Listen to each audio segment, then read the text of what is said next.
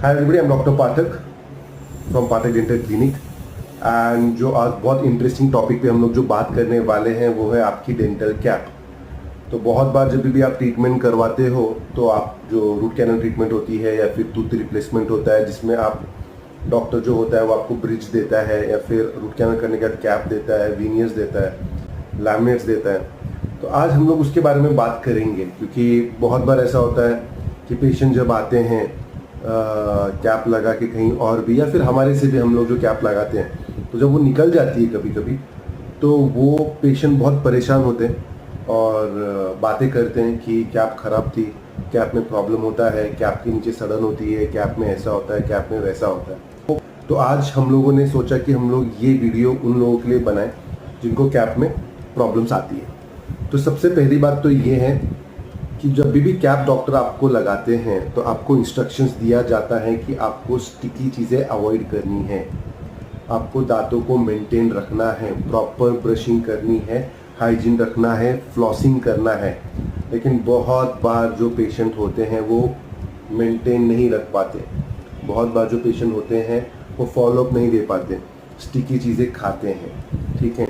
तो इसके वजह से जो कैप है वो मेंटेन नहीं रहती और निकल जाती है।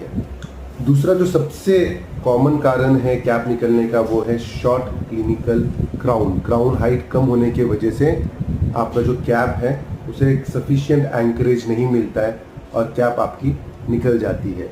तो डेंटिस्ट आपको एक प्रोसीजर होता है जिसे कहते हैं क्राउन लेनिंग प्रोसीजर।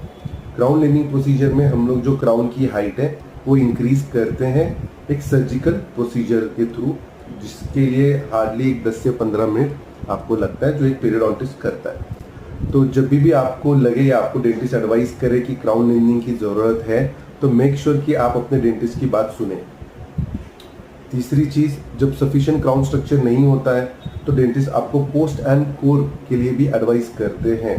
तो बहुत बार ऐसा होता है कि पेशेंट को लगता है कि डॉक्टर जो है वो एक्स्ट्रा पैसों के लिए एक्स्ट्रा ट्रीटमेंट आपको बता रहे हैं, लेकिन ऐसा कुछ नहीं होता है। पोस्ट एंड कोर किया जाता है और करना चाहिए जब आपको सफिशिएंट क्राउन वॉल्स या क्राउन स्ट्रक्चर ना हो। मेंटेनेंस या जो हाइजीन पार्ट है वो पेशेंट के हाथ में होता है। अगर आप ठीक से ब्रश नहीं करेंगे, ठीक से मेंटेन नहीं करेंगे तो किसी ने भी कौन सी भी कैप आपके मुंह में अगर बिठाए हो तो वो ख़राब होनी है। तो आपको मेंटेन। अभी बहुत बार और एक जो क्वेश्चन होता है, बहुत बार पूछा जाता है कि जो कैप में है वो खाना फंसता है। देखिए, 3D जो फाइब्रस चीज़ें होती है जैसे चिकन हो गया, मेथी हो गया, ऐसी चीज़ें नॉर्मली फंसती है तो आपको उसको निकालना है बाय इंटरडेंटल ब्रश या फ्लॉसिंग के थ्रू। एंड जब भी कुछ चीज़ें ऐसी भी होती है जो डॉक्टर्स के हाथ में होती है, जैसे मार्जिनल सील अगर अच्छी से होती है, अगर वो रिस्टोरेशन जो पीआर जिसको कहते हैं पोस्ट ऑपरेटिव रिस्टोरेशन वो अच्छे से होना चाहिए। तो कुछ जो फैक्टर्स हैं उसके भी बहुत मायने हैं। तो इसलिए आपका डेंटिस्ट जो है, अपना डेंटिस्ट आप एकदम अच्छे से चुनें और सिलेक्ट करें। Thank you so much. Thank you.